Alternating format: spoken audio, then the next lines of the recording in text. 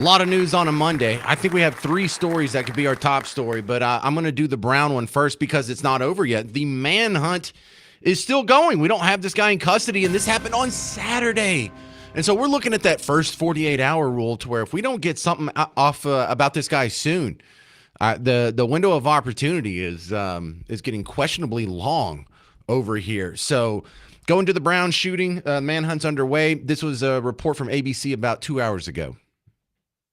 Let's turn now to Providence, Rhode Island, where officials have released the person of interest in the fatal mass shooting at Brown University. The search now continues for the shooter behind this weekend's attack that left 2 students dead and 9 others injured. Officials released this surveillance footage showing the person they believe carried out the shooting on Saturday. Police called on the public to send them any additional video evidence that could help with the investigation, and that includes ring footage and videos taken inside buildings on campus. They say there is no immediate threat to the public at the moment. So the weird part about being in my position right now is I am being told a whole lot of details from online sources that just aren't coming out through the larger platforms. And I'm not just saying like this is the mainstream media. I mean like even Fox News isn't reporting some of the stuff that you can see if you go on X right now. But you've got to be careful because X really, or not just X, but all the social media rumor mill people kind of got embarrassed because the first person that they detained in the shooting on Brown University, everybody was rushing. All right, we're playing the racial bingo. First off, is it somebody on our team or is it somebody on their team? And the first piece of evidence you have is, well, what color are they? You know, because if it's an Arab Muslim, well, it's been highly correlated to terror attacks. You know, if it's a white guy, is it an Antifa white guy? Is it a MAGA white guy? You know, you play this sick little game that we all just kind of have to play here. And it turned out that this first guy that they detained, it doesn't matter what he was because they let him go. Now, they don't say he's exonerated, but they say, well, we found enough information that we had to release him. Had to release him? You didn't want to release him because he was exonerated? So the language has been really vague. And I understand them kind of tiptoeing around it because the manhunt's still going on and you don't want him to know how much you know about him. And so, you know, especially in this first 48 hours, they've got to be careful with it. But they're being more than careful with it. The mayor of Providence had like a 3-minute interview with George Stephanopoulos on Good Morning America today. He didn't answer a single question. He didn't. And when I say he didn't answer a question, words came out of his mouth, but that was about it.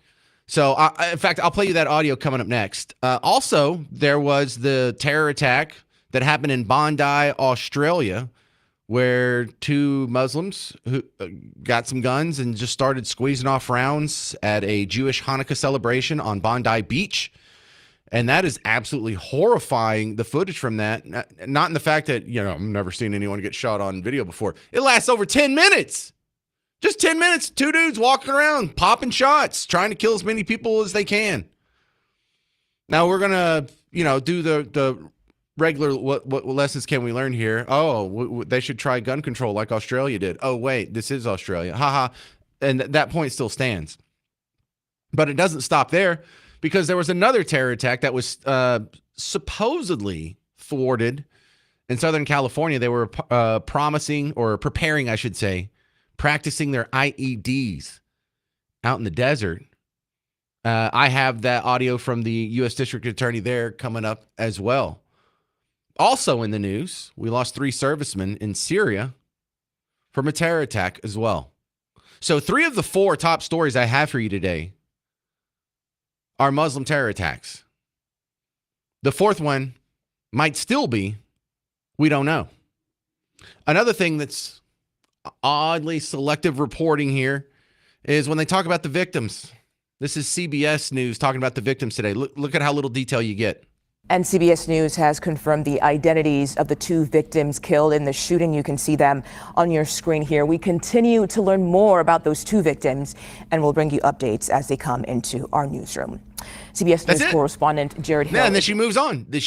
They had their pictures, they had their names on the screen, but she didn't read out their names. She didn't point out their race or their ethnicity or their religion. She didn't point out if they were political targets of some sort. their ideologies, their identity groups. Isn't that weird? And in the world of identity politics, we just left all that out. To be fair, one was a female, like a pretty little blonde lady, who the online sources say she was the vice president of the Campus Republicans Club. I haven't seen that confirmed in any larger platforms other than the rumor mill. The other guy's name was like Muhammad, which is sounds like Muhammad, but it's just misspelled. And then he has like a long sort of Russian last name. And I'm told he's Uzbek. And I have audio from his roommate. So stick around. We've got a whole lot going on today. But Christmas is for caring. And this week, we are going to be raising money for the Denton State Living Center. And look, roll some Christmas music, Garrett. We got to make this serious here. Let's cut through all the carnage. Let's cut through all the mayhem. Let's cut through all the death and destruction, the blood and guts. We'll get to that later in the show. But there are people who need your help, and we do this every year with Neil Sperry for the Denton State Living Center. Won't you please give? Because in the Denton State Living Center, they have some people with mental disabilities who are just trying to live their best life. And this is the only time we really pay a whole lot of attention to them. We forget about them the rest of the year. But if we can raise enough money, give them a good standard of living that they wouldn't have otherwise, the state only provides them a little bit of support. Any of the niceties, any of the luxuries, any of the experiences they get to have in life outside of those walls comes from people like you. So donate at WBAP.com or call 214-525-2550. 214-525-2550. All right, coming up next on The James Show, Matt Allen. He works at a news talk station up in Providence, and he's going to give you updates about the Brown University shooting. I'm James Parker. It's News Talk 820, 93.3 FM, WBAP.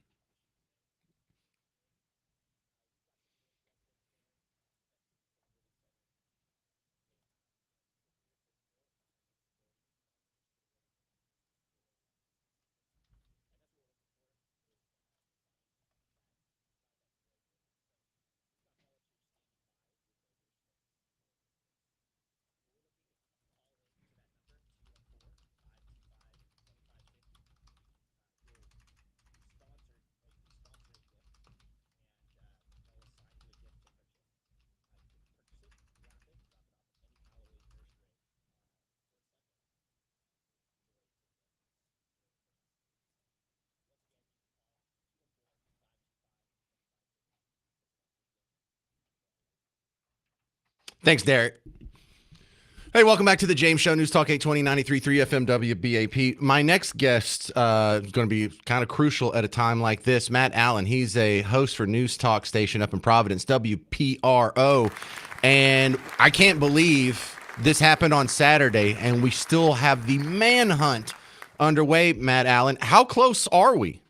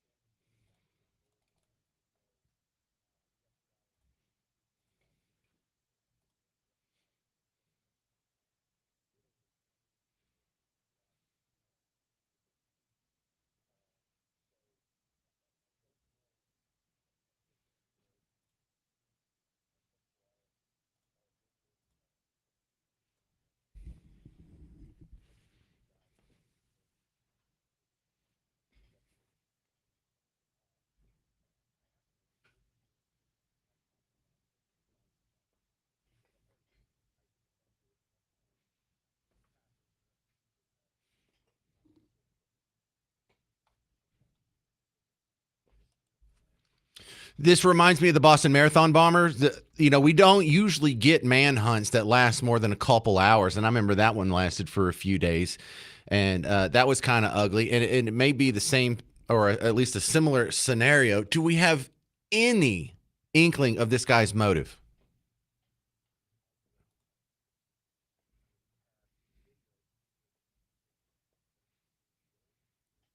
No, it's just a silhouette. I saw that. It's terrible.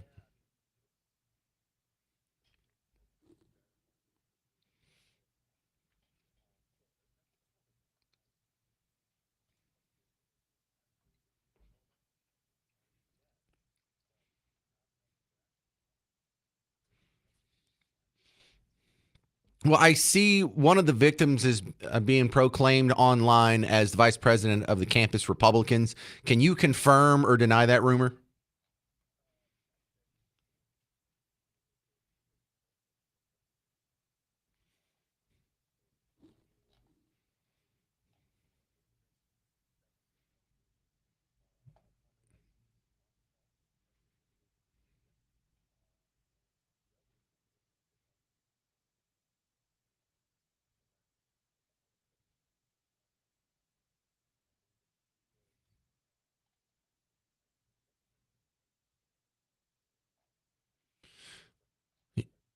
And I hate to say, well, there's a little bit of motive there because you have one guy with a very Muslim sounding name, another woman who is associated with the, sort of Team Red part of campus. So that doesn't really help at all.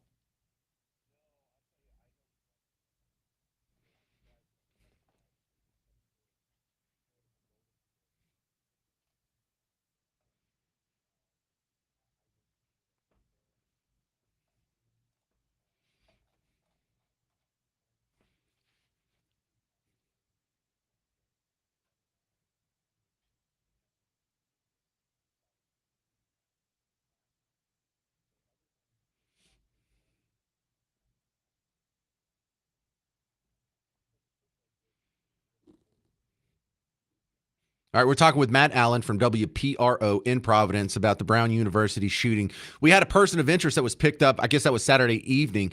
Do we know what led to them being suspicious of this guy and what made them let him go?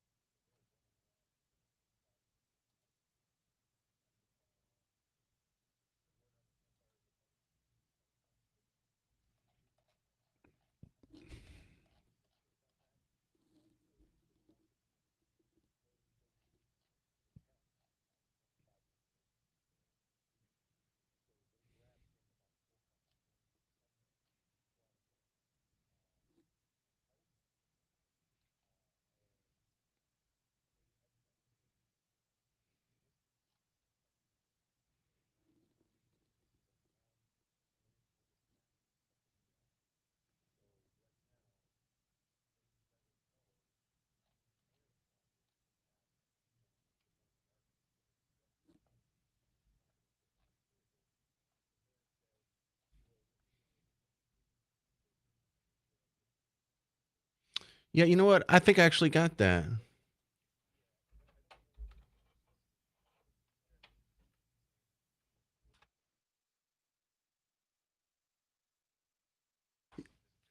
Right. Yeah. So let's talk about this mayor real quick. What was his name? Like Smiley yeah, yeah. I saw that it's only about 3.5 minutes to interview on Good Morning America. He didn't answer one question. Is he being coy or is he just, I don't know, normally a contemptible person? Okay.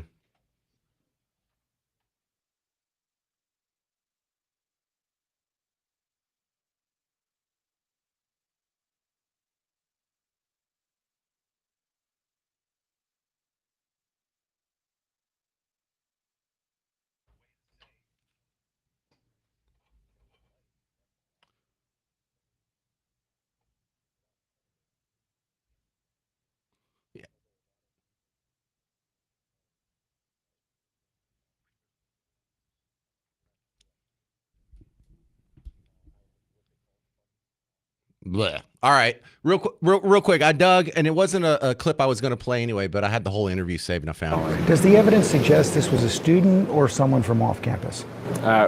We can't comment on that, and we're exploring all possible leads. We don't even know if it's a student or someone off campus, Matt.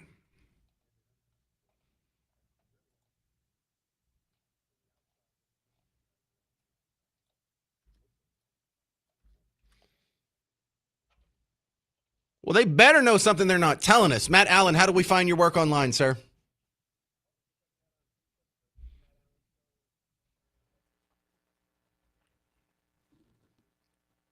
All right. Good luck to your Patriots up there. Yeah, we're done. The Cowboys are done, but thank you very much. All right, you're going to hear more audio, some from the roommate, some from the news, the roommate of one of the victims, some from the news, some from the attorney, U.S. attorney out in California where they just busted another terror plot. So a lot to talk about. 800-288-9227 if you want to jump in. I'm James Parker. It's News Talk 820, 93.3 FM WBAP.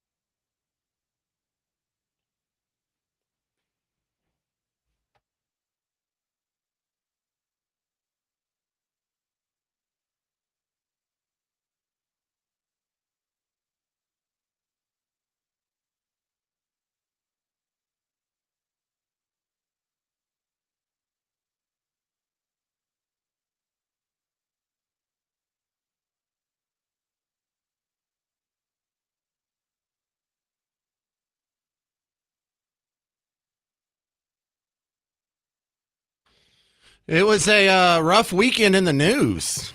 It's the James Show, News Talk 820 93.3 FM WBAP. I mean, the top story getting headlines right now is the Brown University mass shooter, and that's because he's still on the loose. Now, in similar news, we had a terror attack that went down in Australia where we have, I think, over a dozen people. Is the number up to 14 now dead?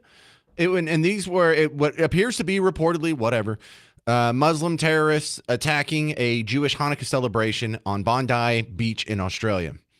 And, of course, we can just pretty easily glean what the motivation there is when you have two Muslim immigrants shooting at a Jewish celebration on, commemorating one of their holy days.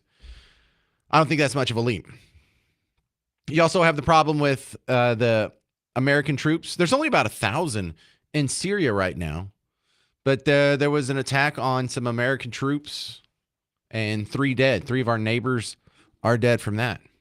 Also, not just happenstance people of the Islamic faith, but people that are doing what they're doing, their motivation, their modus operandi is guided by their religious fanaticism. And so there's a couple there. And then we have a situation in California where some people were arrested, and it sounds like that they were planning on a terror attack for New Year's Eve. So that's 3 out of the 4 top stories that are people who are going to go wreck shop based on their political or whatever ideology, religious ideology. These are Team Blue attacks. And the only question mark we have is because we don't know who did Brown yet, who did the shooting at Brown University. So let's go. We haven't talked much about the Los Angeles situation. Here is the local U.S. attorney there for California explaining this. We have a new issue here. The Turtle Island Liberation Movement. What is this? Thank you. Good morning, everyone. I'm Bill Asaley. I'm the head of the U.S. Attorney's Office for the Central District of California. Hi, Bill. Over the weekend, my office, along with the FBI, arrested members of a far-left, anti-government domestic terror cell who self-identify as the Turtle Island Liberation Front. Hang on a The second. individuals were arrested. That sounds like me for a second there. An anti-government. How is this described? An anti-government something Arrested on Friday as the Turtle Island. Let me back up just a tad. Along with the FBI, arrested members of a far-left, anti-government domestic terror cell who self-identify as the Turtle Island Liberation Front. You know, I hate it when they call them anti-government because it makes you think that there's some sort of actual anarchist or they want government to be smaller or they sound like us, one of us, because I'm very anti-government. I think government should be less than 1/3 the size it is now. You can label me, but these guys aren't anti-government. If you want universal health care, you're not anti-government. You want government to control everybody's medical decision, who gets medical care and when they get it and how much they get it, whether or not they get a pill, a surgery, or euthanasia. That's not anti-government. That's giving more power. I mean, the ultimate power and control to government.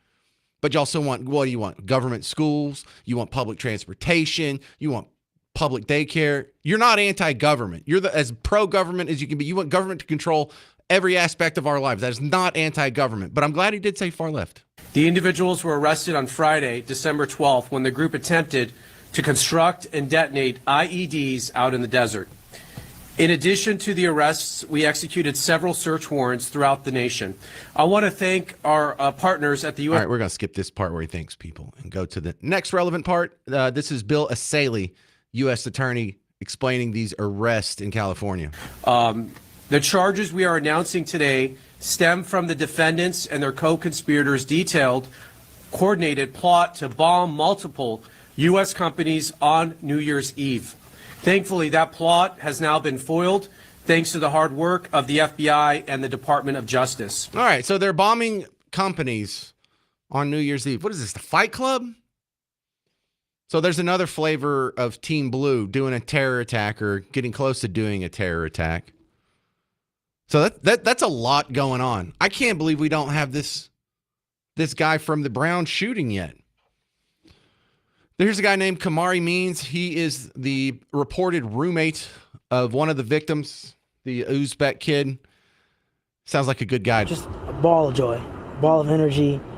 He's honestly make sure everybody else he raises everybody else a certain level. He makes sure you have your stuff done. He makes sure he has his stuff done. He's just always there. I mean, I can't say it's not my boss imaginations, because it's kind of become a mundane thing in America at this point. And I feel like it's so usual that everybody else are kind of like desensitized to it at some point. So when I heard it, it wasn't like, oh, it doesn't make sense, but it was like, oh, where's everybody else? Where's my loved ones? Where's my friends? Where can I account for everybody? So you start texting people, you start making sure everybody's safe. You know, you just got to be on your P's and Q's at that point. You know what all these weren't? None of them were white rural rage like you were told about by MSNBC just last year. So I'm going to keep my eye on the manhunt for the Brown shooter. Right now, Donald Trump's taking questions at the Oval Office. I'll let you know if something springs out of that. Coming up next, more details on the attack in Syria, where we lost 3 of our neighbors. I'm James Parker. It's News Talk 820, 93.3 FM, WBAP.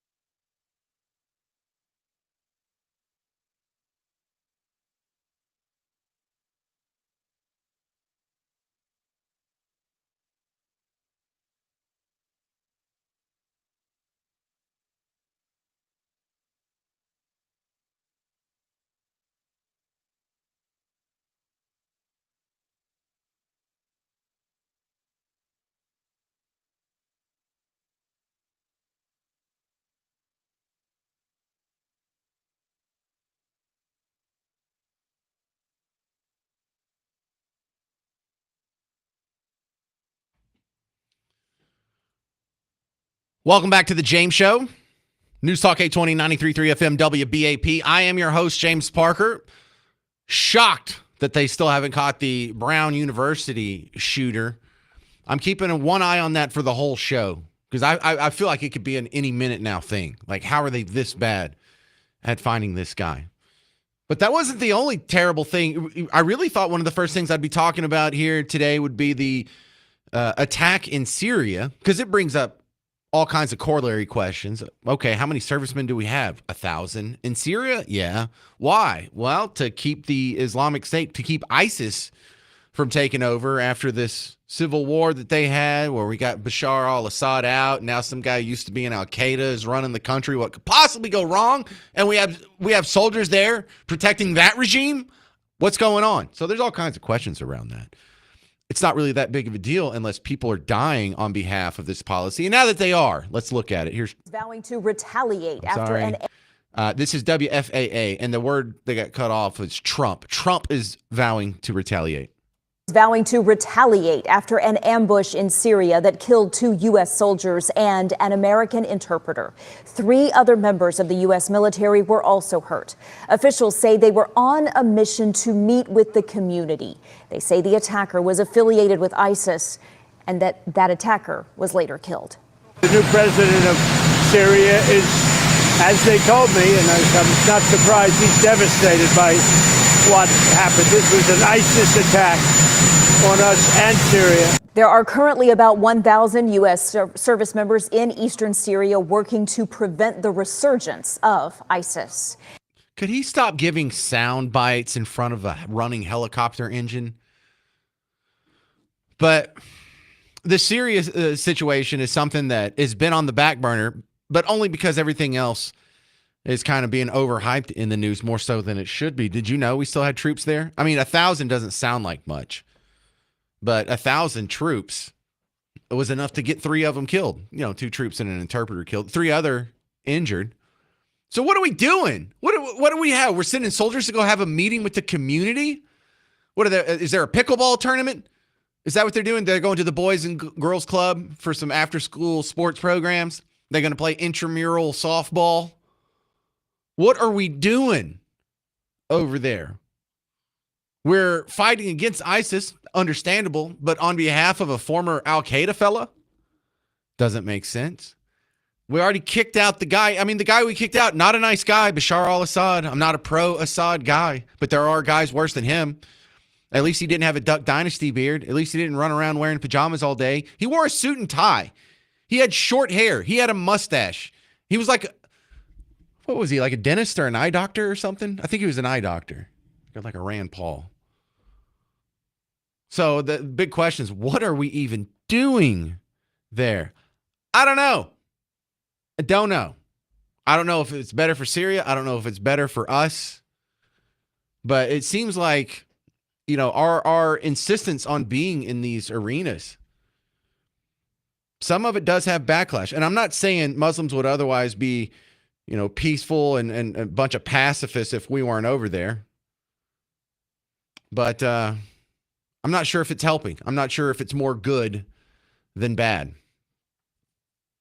The other thing that's popping up is the Bondi terror attack that happened in Australia. And some headlines are saying it's a terror attack. Some are saying it's just a shooting, depending on what team you're trying to propagandize on behalf of. But I have a couple of sound bites on that are going to break that down, because it just sounds like your regular old terrorist attack that we've seen 1,000 times. A couple keys here, though, where it should be a huge story. Number one, it happened in Australia, which in the gun control debate world, Australia is a huge, huge target, because they had a mass shooting back in 95 or 96 or whatever it was. And they decided, well, that's enough. We're never going to go through this again. We're going to institute gun control. So they instituted gun control, and they still had mass shooting. So are they going to admit that the gun control didn't work? So there's a gun control element to this. There is a sort of war of religions on this, where it's Muslim terrorists. There's also the immigration question. Why, Australia, why are you importing all of these third world people? because most of the horrible news stories I see coming out of Australia, or a lot of them, I don't know if it's most, tend to involve these people that you're voluntarily importing at an incredible rate. You have one of the countries with one of the highest foreign-born populations. You sure that's a good idea? So there's a big trifecta on that story, and we'll break it all down for you next. The Bondi, Australia terror attack coming up on The James Show. News Talk 820, 93.3 FM, WBAP.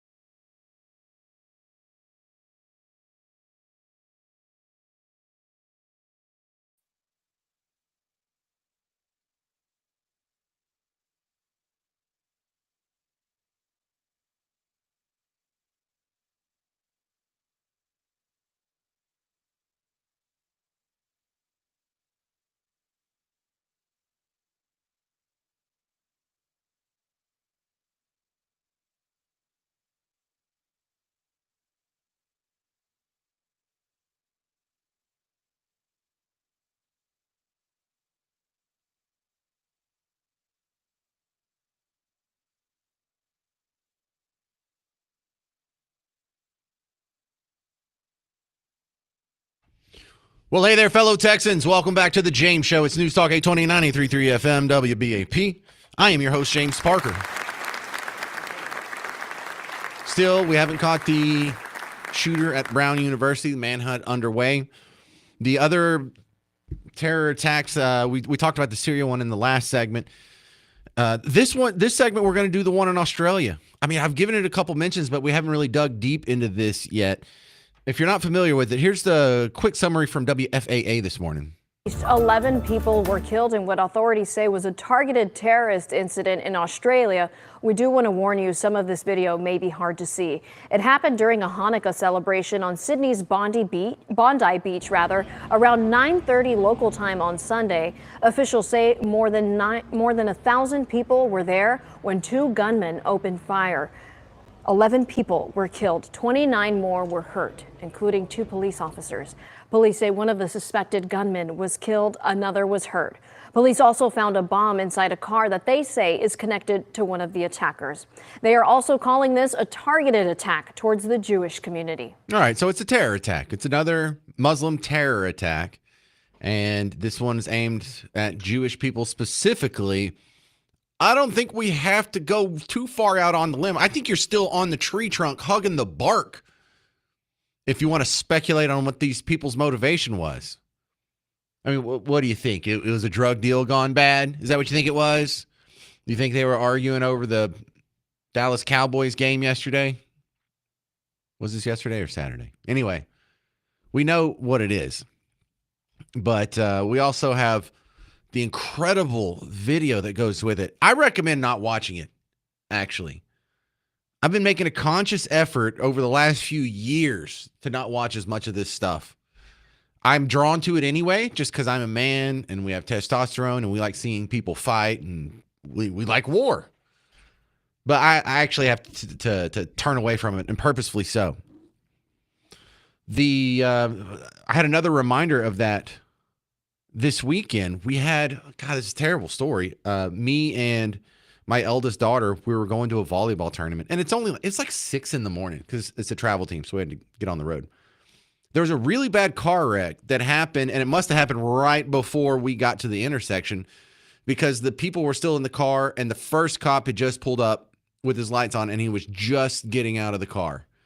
There was debris everywhere. It was 2 cars. Both of them were really banged up. And it was at an intersection where you can kind of tell this must have been a really high-speed crash. And, oh, my God, I hope both of these people are okay. Someone ran a red light, I assume. There was one of the car doors was open, and you couldn't really see in the car because the airbag was taking up all the space where the driver would otherwise be. But you could see 2 legs sticking out sideways into the street. And the shoes were still on, looked like someone wearing jeans. I couldn't tell if it was a man or a woman because I could really only see from about the waist down. And my daughter was kind of freaked out. She's like, oh my God, are they dead? And I said, baby, we don't know. We don't know, but we're going to drive past this and we're going to try and go on about our lives. We talked about that for about half the trip to the volleyball tournament and for a good chunk of it on the way home when she wasn't taking a nap because she had just played 3 volleyball games. And so it was weird because I did think a lot about that. You know, you kind of want to go check the news. Are they okay? But you have so many of these instances on TV and really on your phone when you're just flipping through that you could watch. I've got to start skipping these. Now, what we have here in the Bondi, Australia situation, there's a father and son team. It's a guy who came from Syria in 2006. Got his citizenship in 2022.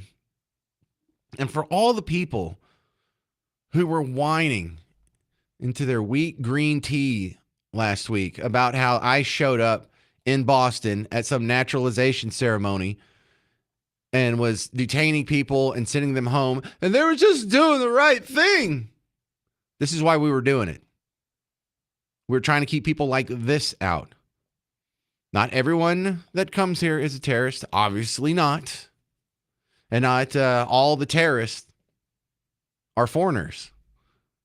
But if Australia didn't have the immigration system that they have now, if they had the one that Donald Trump has now, where there's a list of countries where we're just not going to be accepting people,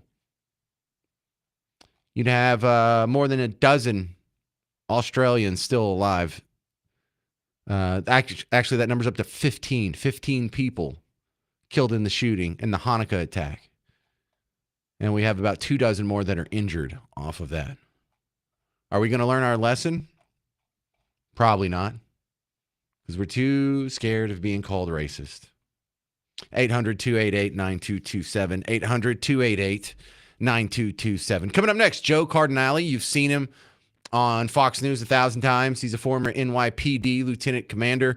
We're going to ask him about the bombing attack that was thwarted in Los Angeles, the terror attack in Bondi, the manhunt in Brown University, and the killing of Americans in Syria. Got a lot to talk about. So stick with us on The James Show. Let's turn our attention now to my friend Derek over here. He is with the folks up in Denton who take care of people with disabilities, just mental disabilities, the Denton State Living Center. And this is Neil Sperry's pet project. And on behalf of the great work of the radio legend Neil Sperry, we're going to take it on every year, whether he does it or not. So, Derek, how do people help out?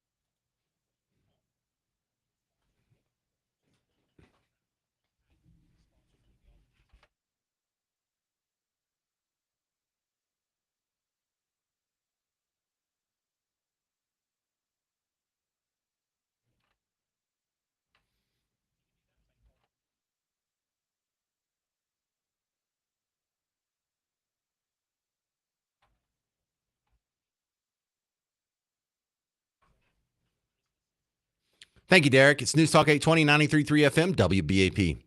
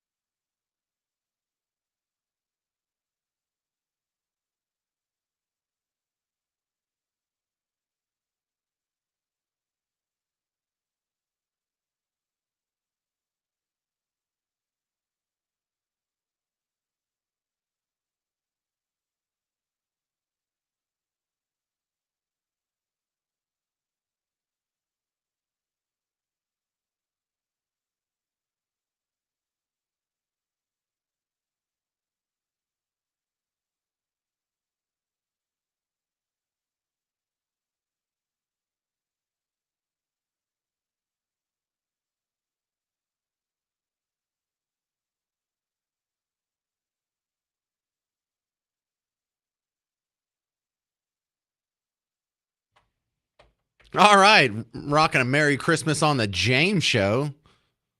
News Talk 829.33 FM WBAP. What is this, Iron Maiden? I just told you I can't hear that. You can say it on the air. Who is it? Megadeth. I was close. Megadeth. Probably not appropriate for a show where we're talking about 4 different killings, but I got it. I got it. It's good music nonetheless. So what we have here is sort of 4. Isn't it 4 stories? We have the attack in Syria. We have the Bondi, Australia terror attack. We have the Brown University attack, and we have the terror plot that was foiled in Southern California. Now, 2 of them we know are Muslim terrorists. I'm leaning away from Muslim terrorism for the Brown attack and for the Los Angeles attack. Now, Los Angeles, they were called far left anti-government groups. That's not how they would describe Muslim terrorists. That's how you describe the Antifa people. That's how you describe the group that got together and shot up the Alvarado facility, the ICE facility in Alvarado here in North Texas. They got together and some crazy guy shot up the ICE facility in McAllen or the ICE facility in Dallas. That was just the one guy by himself. But those were all of like mind. Same guy, same group, same ideology, same demographics probably, of the dude who shot Charlie Kirk. So that's what I'm guessing for that situation. In the Brown University one, we don't even know a color of the dude. Some people are saying he must have been a student, maybe a current student, maybe a former student. But he went into a 7-story tall building, knew where he was going apparently, went to one specific room, shot and killed a couple of people, and then there was some just chaotic bystanders that got hurt as well. And then he exited the scene. Now, in the traditional thing of what we consider a mass shooting, usually they just sit there and they kill as many people as they can before someone with a gun shows up and takes them out. And that's the model for 2, the suicide bomber style Muslim shooters, like a Pulse nightclub, San Bernardino, that situation. Or the guys that are just psycho and they want to inflict as much pain and damage on the outside world as they can before they get a clean suicide by cop. What we don't have is any evidence that it's a right winger. I mean, not that anyone in a MAGA hat's ever done any shooting ever. But from the video we can see, he wasn't wearing a MAGA hat, and that's about all we can tell. In fact, they look like silhouettes. I'm not sure if you could find worse video of a suspect that you were trying to wave down. Joe with us? Yeah. All right, Joe Cardinale's. Hey, Joe. He's a former lieutenant commander with the NYPD. You see him on Fox News quite a bit. Joe Cardinale's coming back on the James Show. Good to talk to you again. Terrible circumstances. Can I start with the Brown University shooting? How surprised are you that we're still in a manhunt 48 hours later?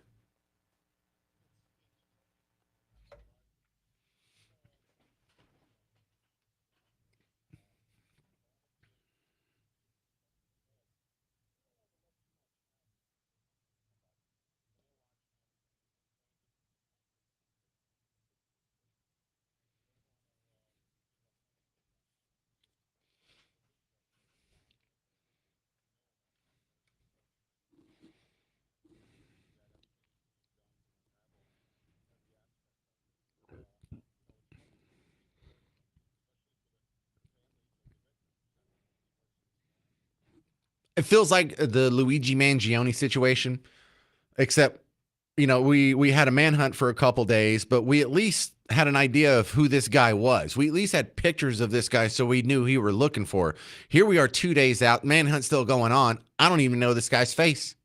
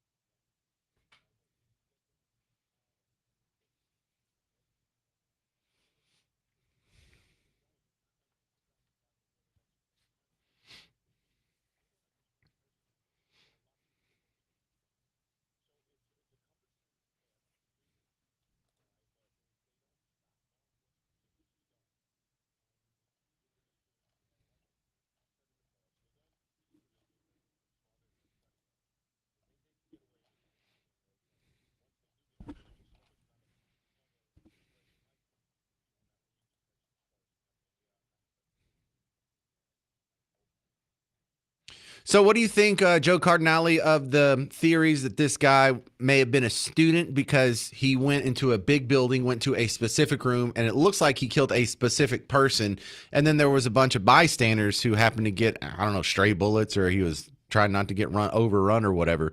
But there seemed to be some sort of plan here. This wasn't him going into a movie theater and just squeezing off rounds into whoever was closest.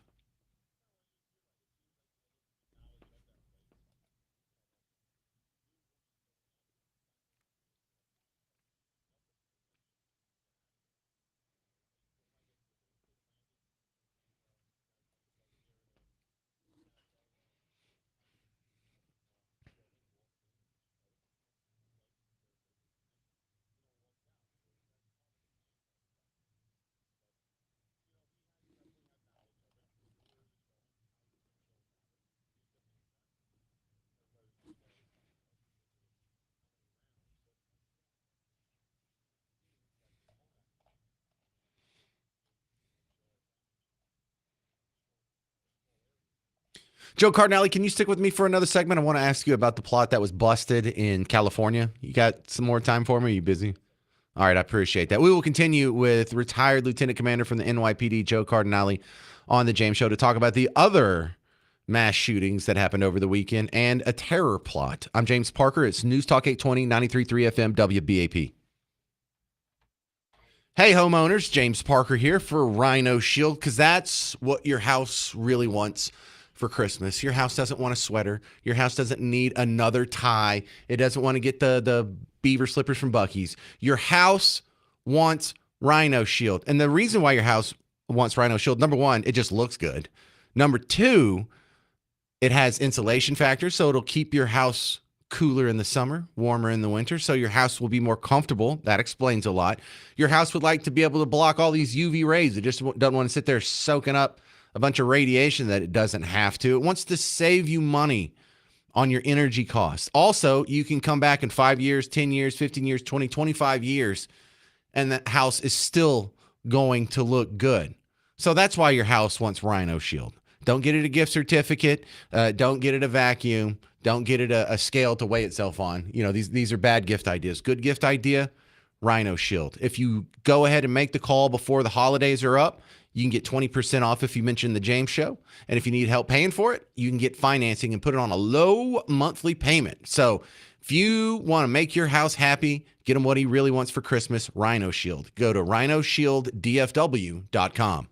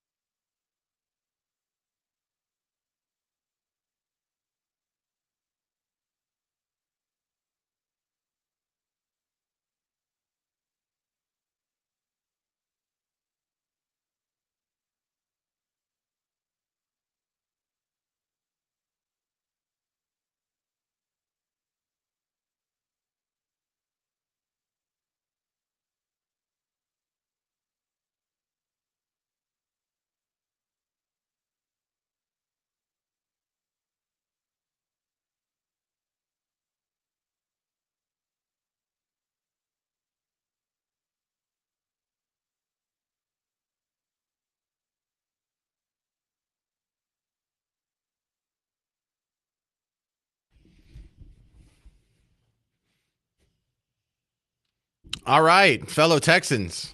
Bang your head. It's the James Show. News Talk 829 33 WPP. Yeah.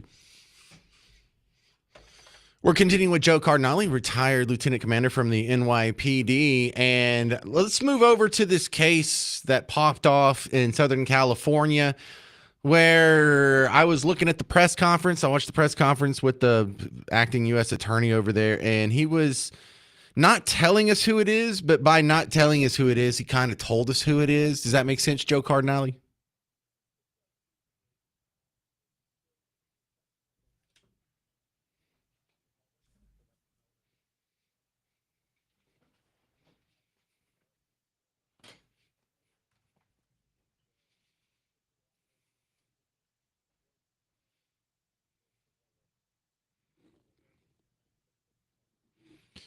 Well, the thing that concerns me about this case more so than like the Brown situation, Brown University situation, is that's like one guy. That's one dude who decides I'm going to go crazy, and there's nobody next to me to go, hey, maybe we shouldn't do that. It's just one guy doing a lone wolf thing. This, on the other hand, has a similar concern to what we saw here in Alvarado at the ICE facility, and the fact that there's coordination between many people. And I find that concerning because, you know, anybody can be a crazy person and come up with crazy ideas, but when they can congregate together in big groups and there's not any voice of reason in there going, maybe we shouldn't pipe bomb people on New Year's Eve, that's where I get worried, Joe.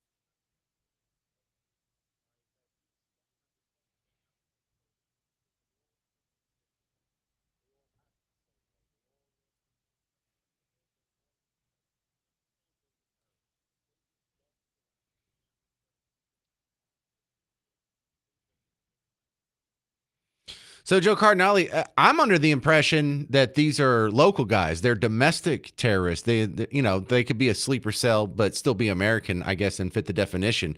But you almost hinted that you think they're foreigners.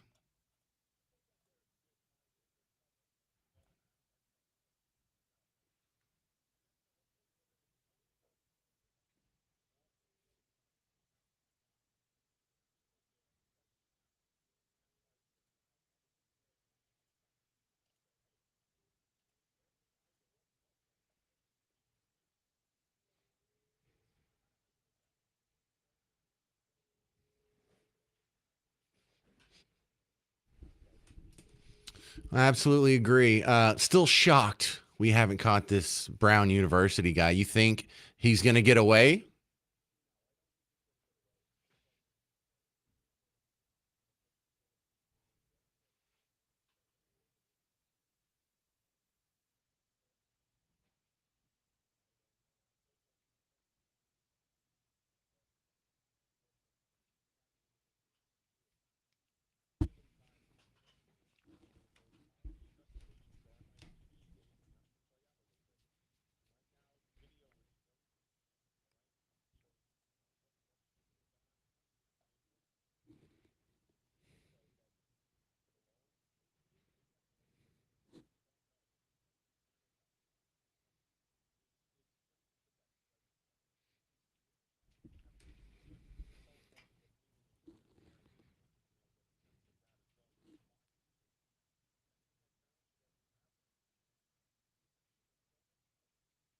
Well,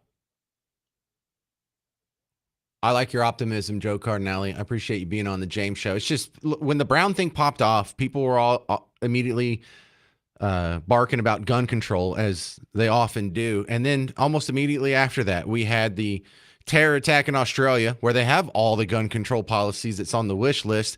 And then we also had the plot broke up with pipe bombs that wasn't gun related at all. So even if you took away all the guns, that terror attack was still underway. So it's been a whirlwind over this week, and I appreciate your input, sir. Thank you much. Joe Cardinale, retired lieutenant commander from the NYPD and Fox News contributor. I appreciate it again. Coming up next on the James Show, Rob Reiner died. That's really sad.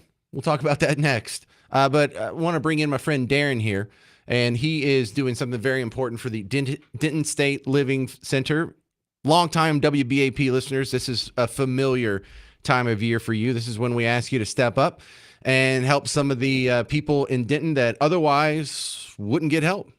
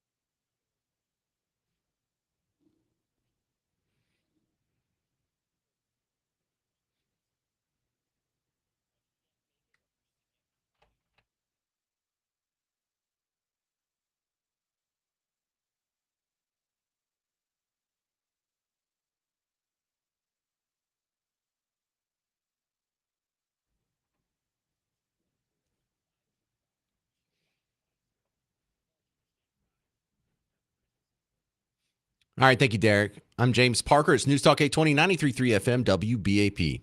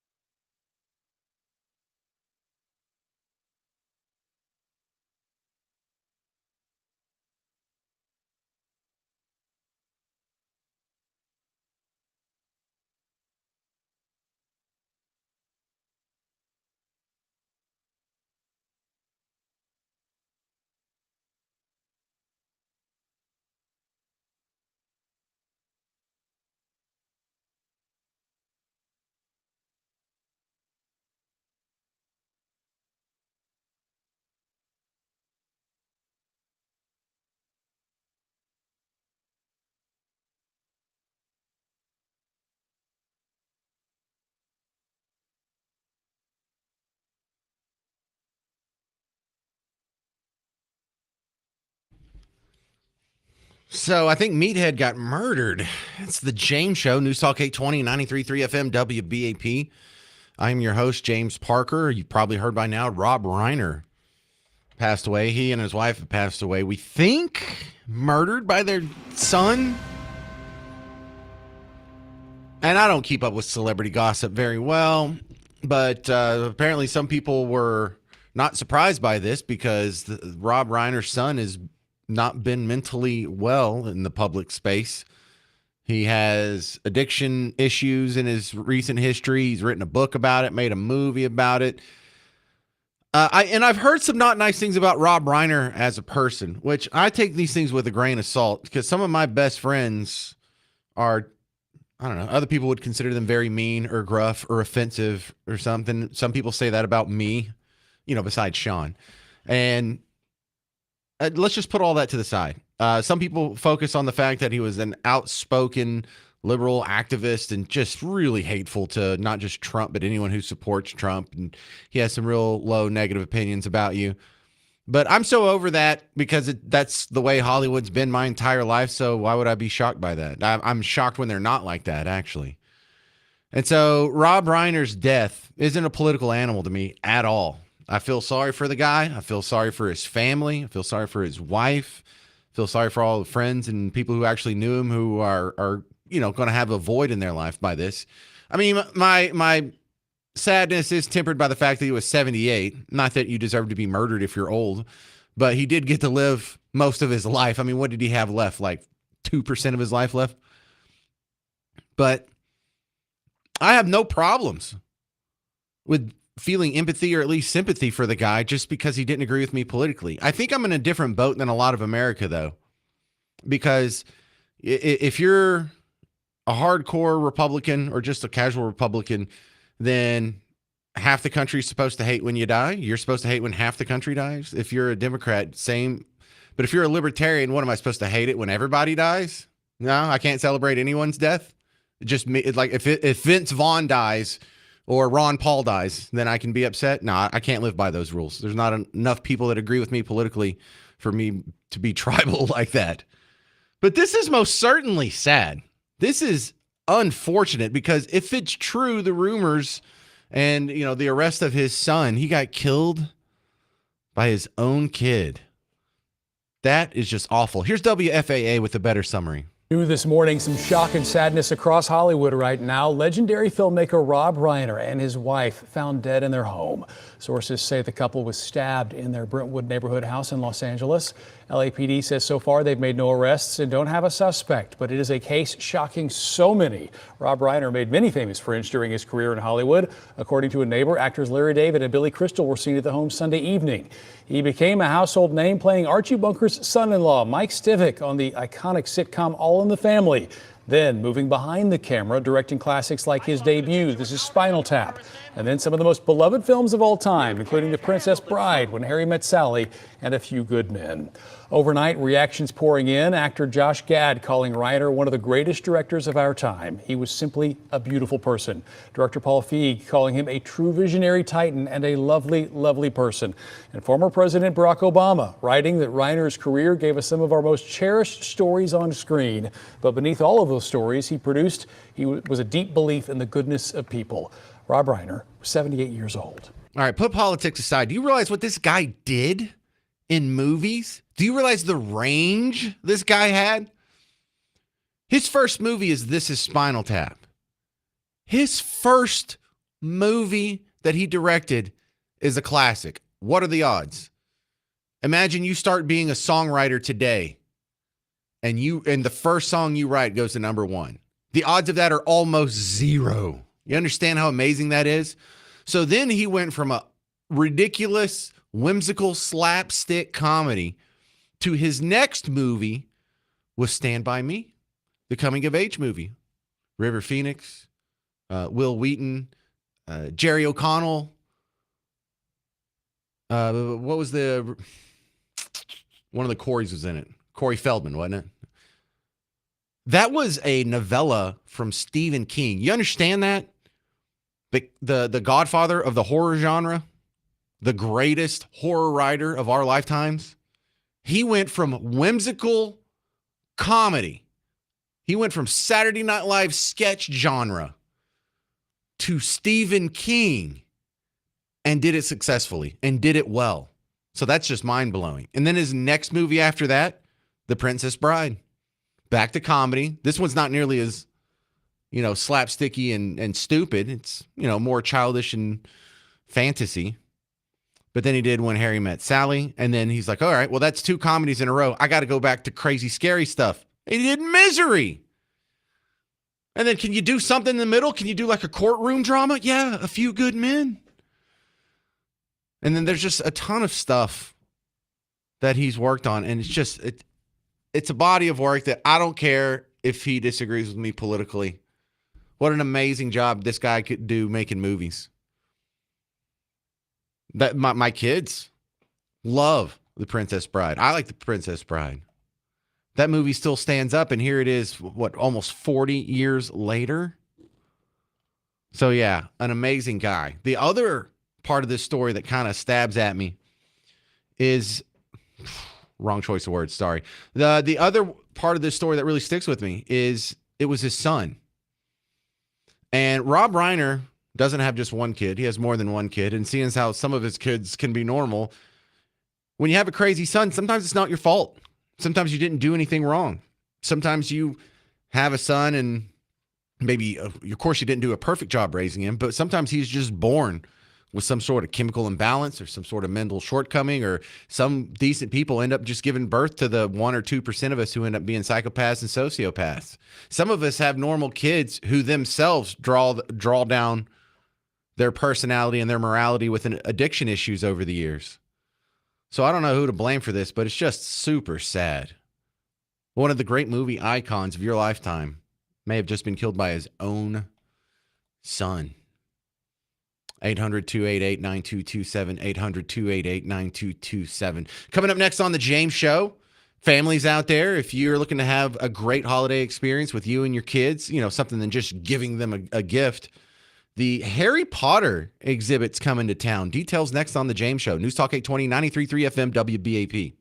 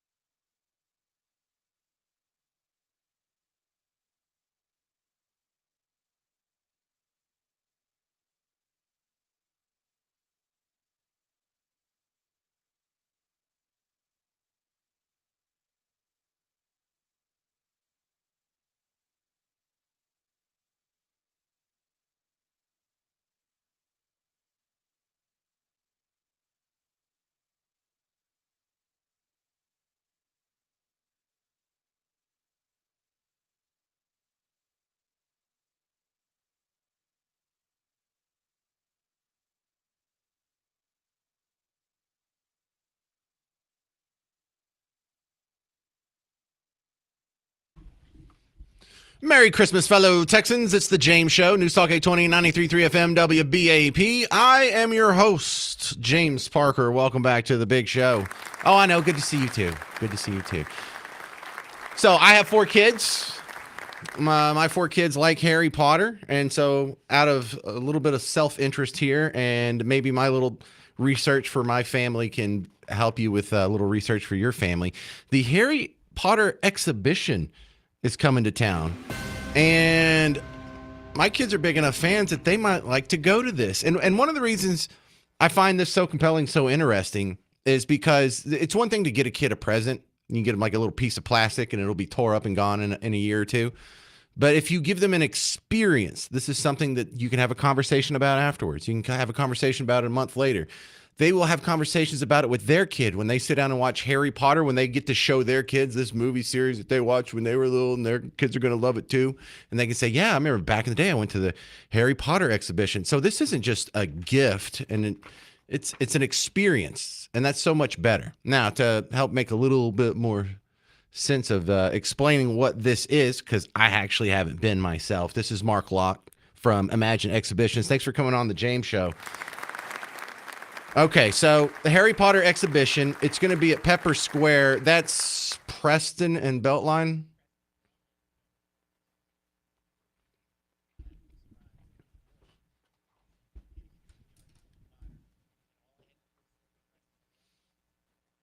Yeah, we know where that's at. You know, I don't even have to put that in my phone. But what are you going to, do you have like one of the spaces in the strip mall there?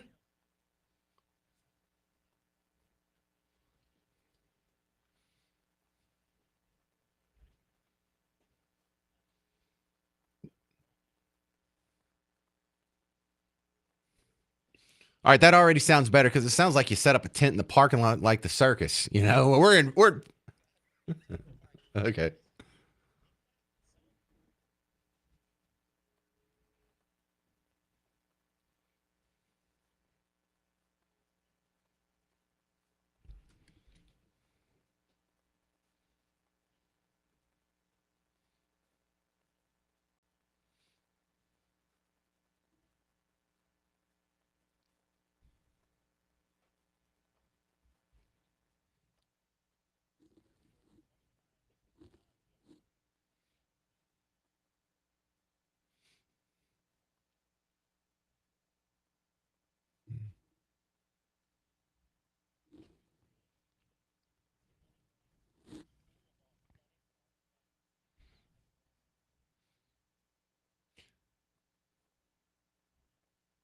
Hang on. Can we call them artifacts though? That's the weird word for.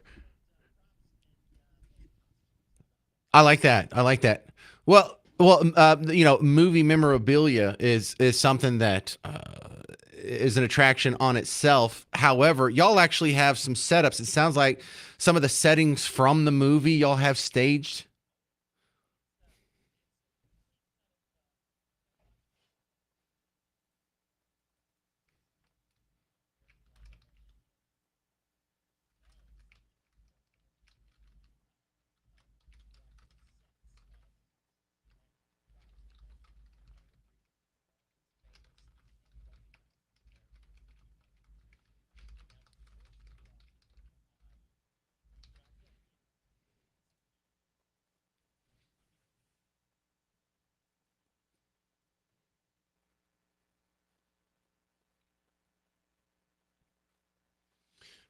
I know what you're going to say. You mean the houses like Gryffindor, Hufflepuff, Slytherin, and Ravenclaw, if I remember correctly. Hey, that.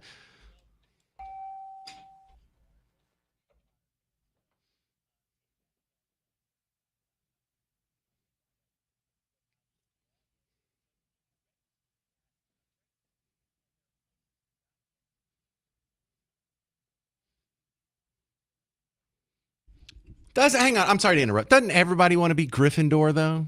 Is it like 90% Gryffindor? Oh, you're a Hufflepuff? Am I the only Slytherin in the house? Thank you.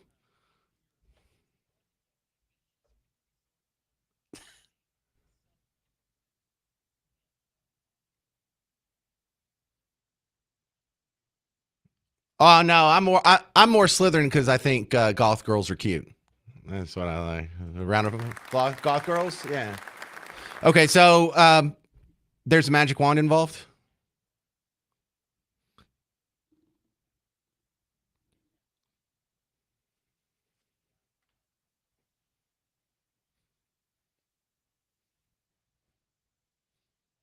Now that's an artifact, yeah.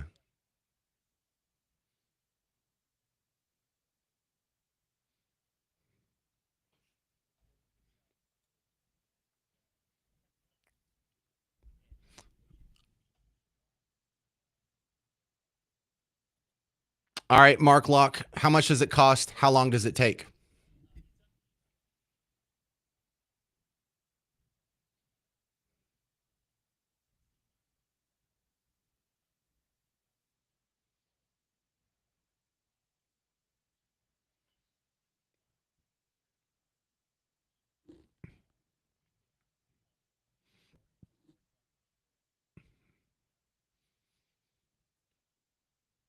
All right, I got 30 seconds left. What are how long is it on? What are the times? Well, I missed it, but yeah.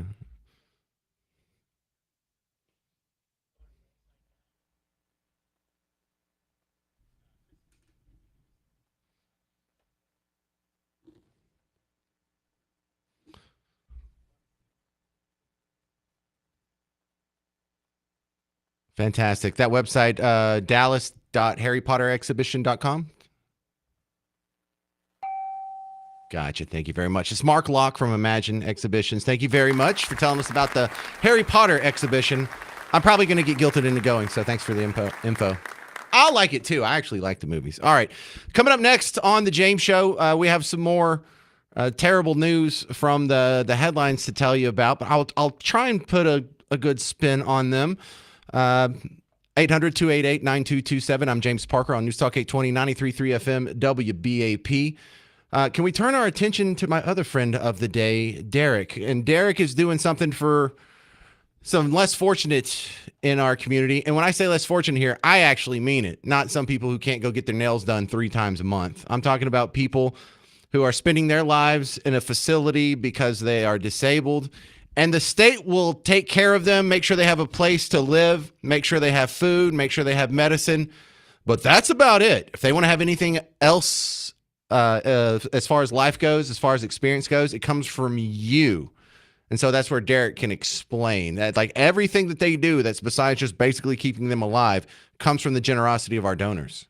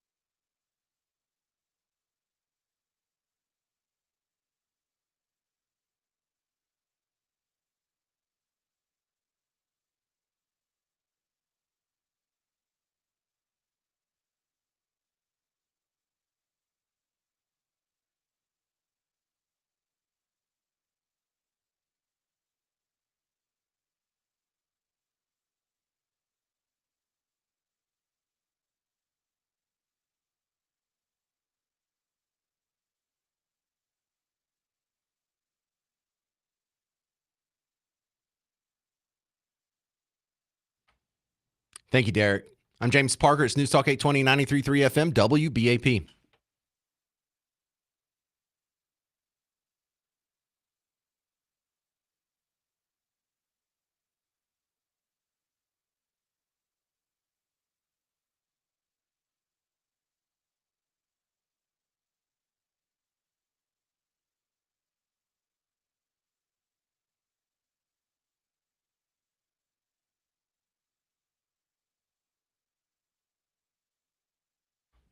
Hey, sports fans. James Parker here for the Prize Picks app. Now that the Cowboys are, just for real done, just mathematically speaking, the only way you can enjoy the rest of their season is the Prize Picks app.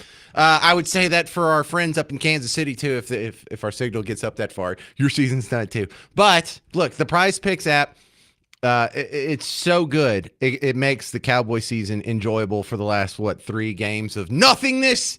But it's part of the reason I like it is because it's so easy.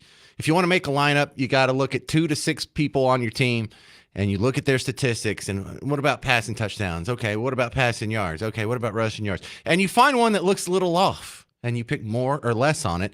And once you make your lineup of 2 to 6 people, the football happens, and whether you watch it or not, you can just check your phone like me when you're playing with your kids, turn a little bit of money into a lot of money. And you can do it with America's #1 daily fantasy sports app, Prize Picks. Over the weekend, I crossed $1,000. I have over $1,000 in winnings. James, how much have you lost on Prize Picks? We're not going to talk about that. But we can't talk about how I've won over $1,000. If I can do it, you can do it. So download the Prize Picks app, use promo code WBAP, and you get $50 in lineups with your first $5 lineup. Download Prize Picks, use promo code WBAP, get $50 in lineups with your first $5 lineup. Prize Picks. It's good to be right.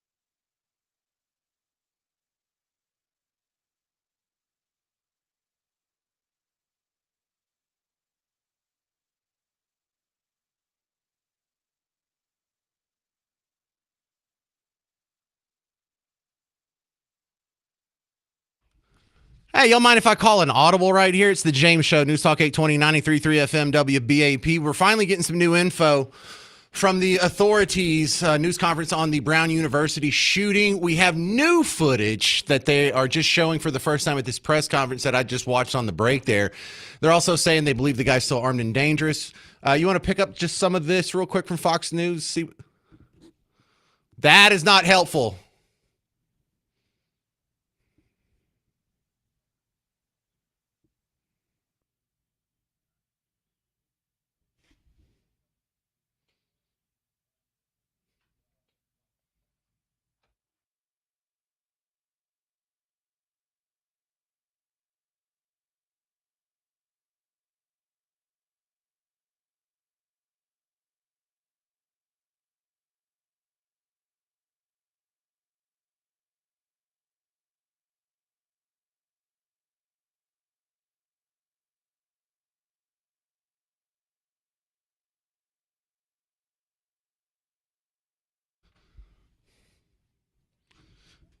All right, so there's some new info being passed along.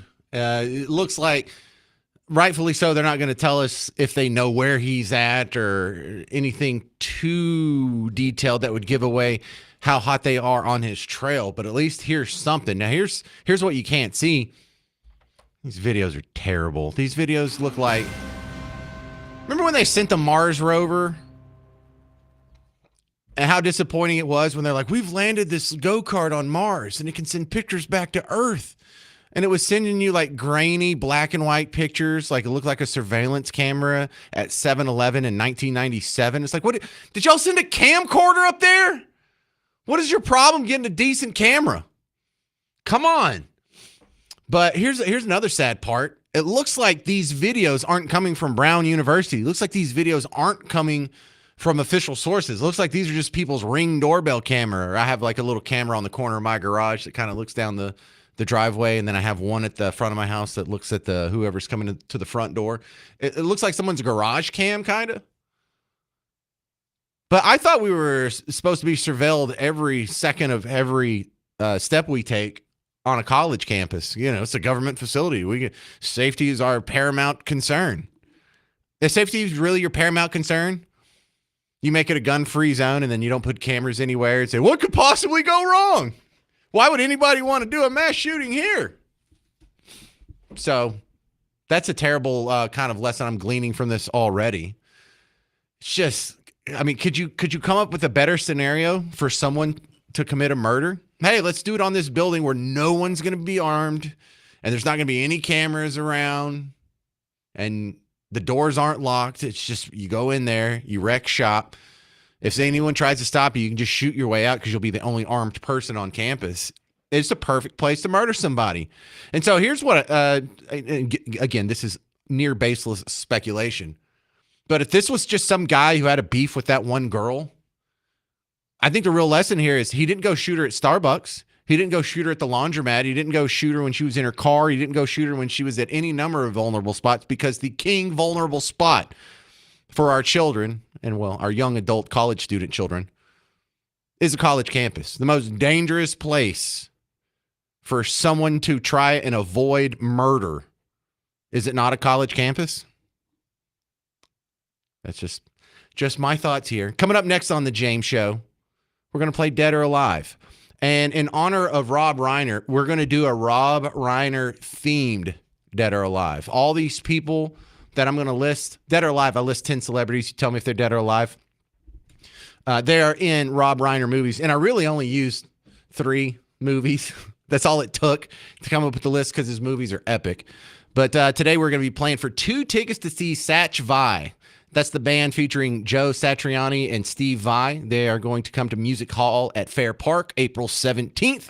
You can either win tickets from me now by calling 800-288-9227, or you can go to livenation.com. But why don't you at least try to win them from the James Show? Call 800-288-9227. Dead or Alive next on News Talk 820, 93.3 FM, WBAP.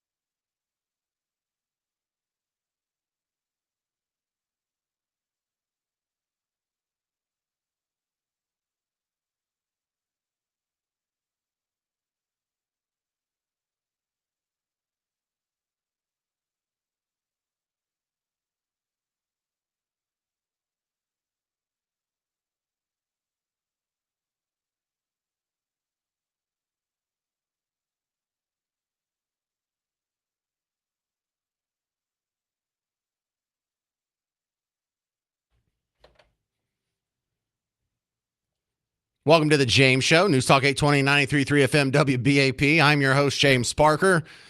You are just in time for another great episode of Dead or Alive.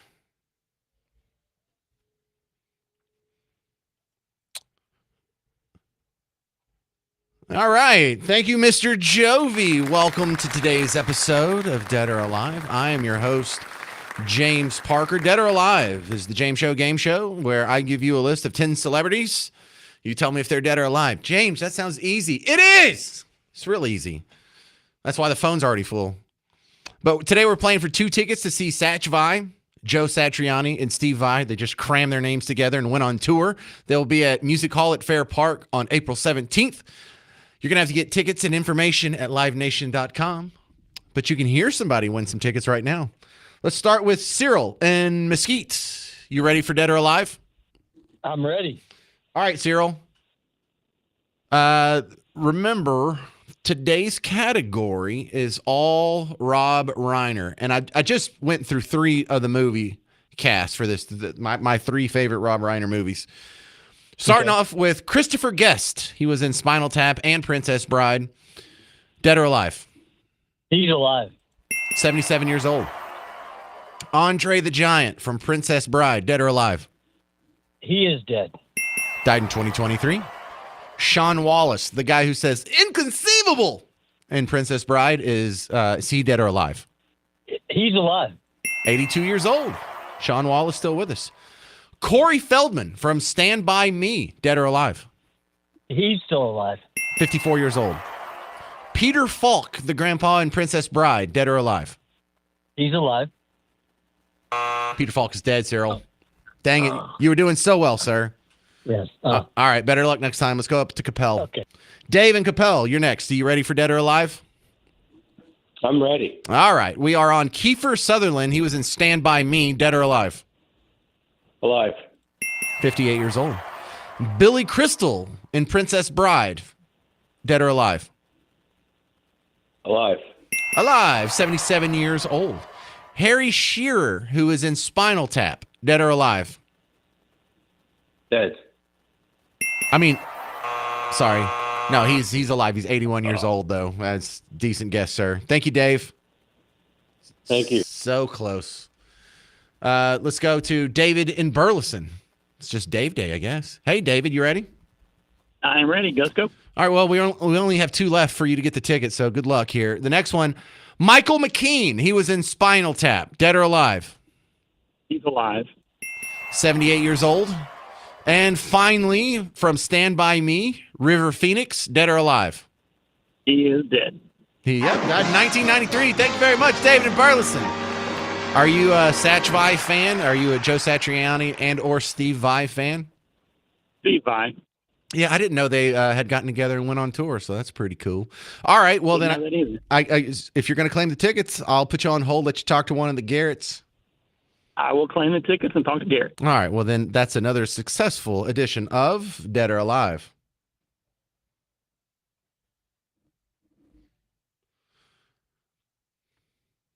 And for all the kids out there who aren't as cool as David in Burleson, you can go get your tickets at livenation.com. Coming up next, we're going to get an update on the end of the Cowboy season pretty much. I know technically they have a few more games, but it ain't happening, y'all, and I told you.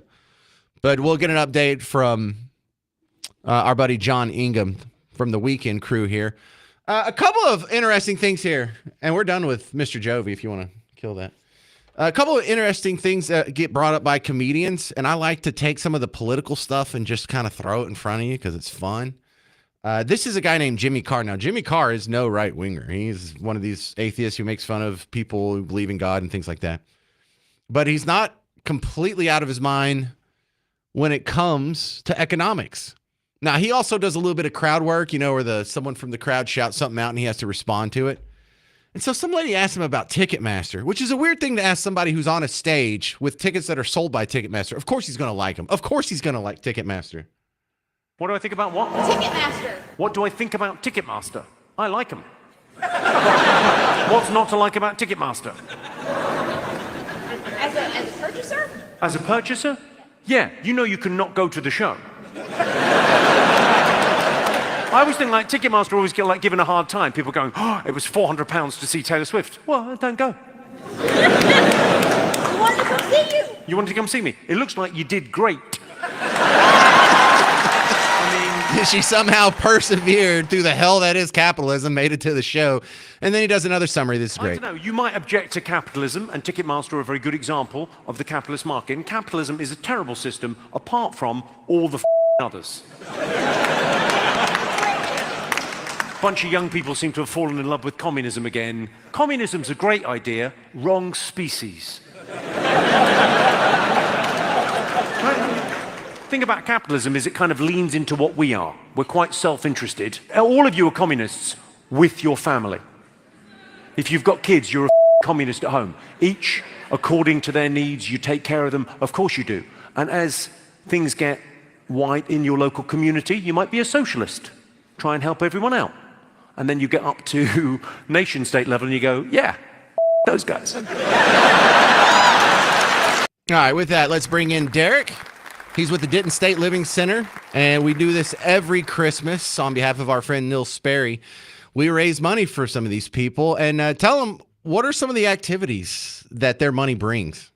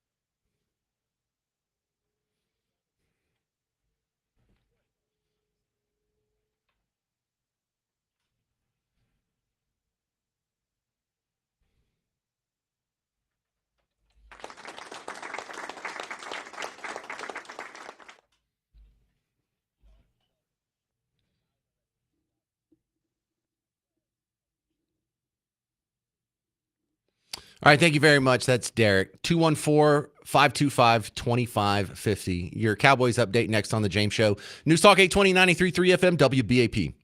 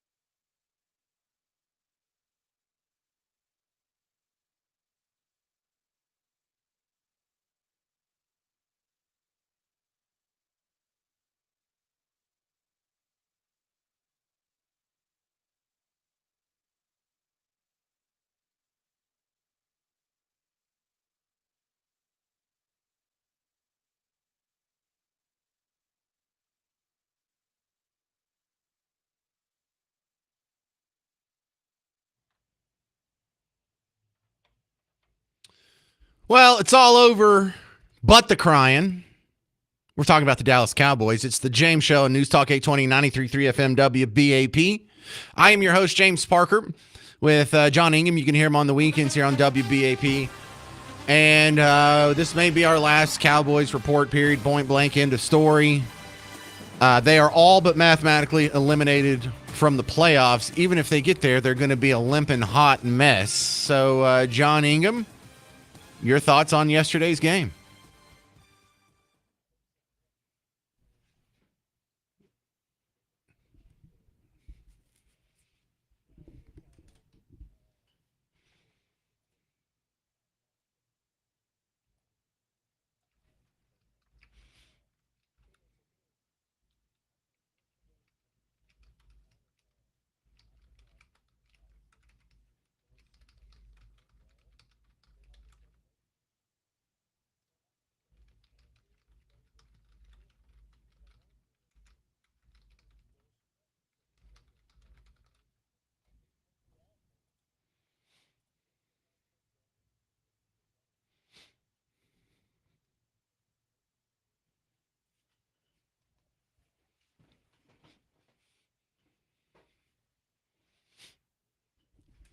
Well, let me tell you how much the Parker instinct was on the money here. Because as a lifelong Cowboys fan, I was born into this. I didn't get to choose it.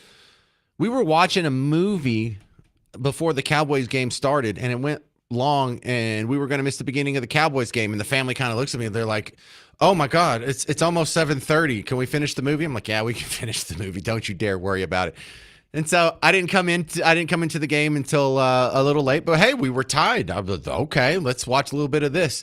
And then I watched a couple of them. It looked like a couple of baboons trying to make love with a piece of sports equipment to replicate the saying that I'm not allowed to say on the radio. And we shuffled the kids to bed. And Miss Parker's like, you want to watch the rest of the game, or you want to come to bed early with me? And I had to find out what the score was in the morning, because the Cowboys cannot compare to Miss Parker, especially when they're not going to make the playoffs. Miss Parker. So my spidey sense watched that game for about a quarter and a half, and I was done, John.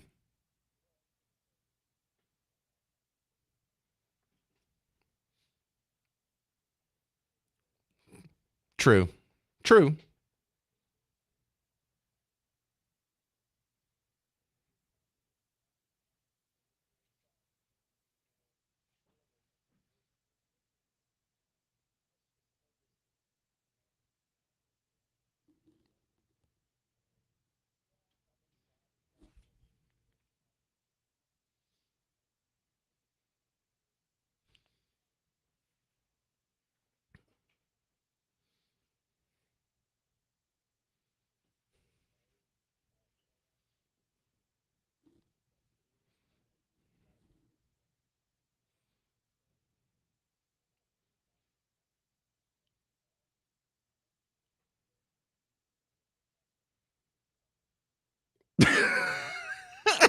That's so harsh. Okay, but John, well, I think this is sort of the context clues that flip my brain off when our awesome kicker, who has been just an absolute howitzer cannon from anywhere on the field, missed a couple. Yeah, and one of them, I mean, look, he missed a 51-yarder, and we all slap our forehead like, oh, I can't believe he missed that. But when we were kids, a 51-yarder was amazing and almost unheard of. Understandable.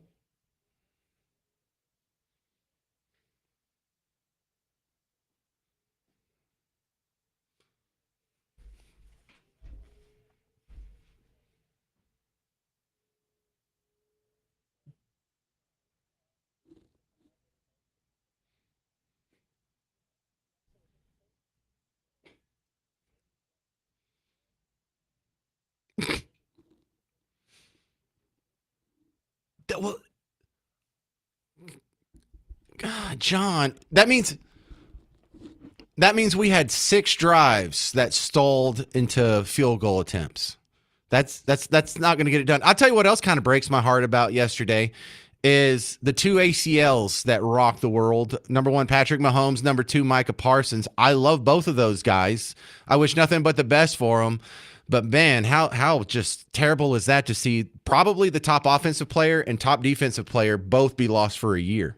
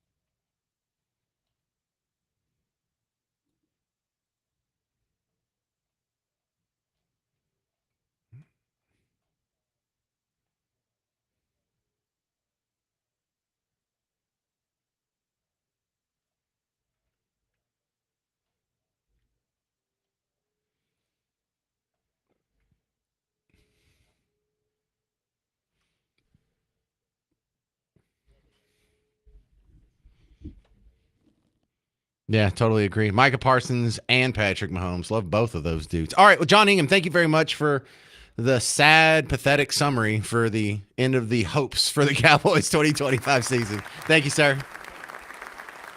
Yep. Made my show so bright and sunny. All right. That's going to do it for the James Show. Stick around. Coming up next, the great one, Mark Levin. In the meantime, if you need more James Show action, I'm about to get over on this computer and put up the podcast if you want to go check that out later. I'm James Parker. It's News Talk 820 93.3 FM WBAP.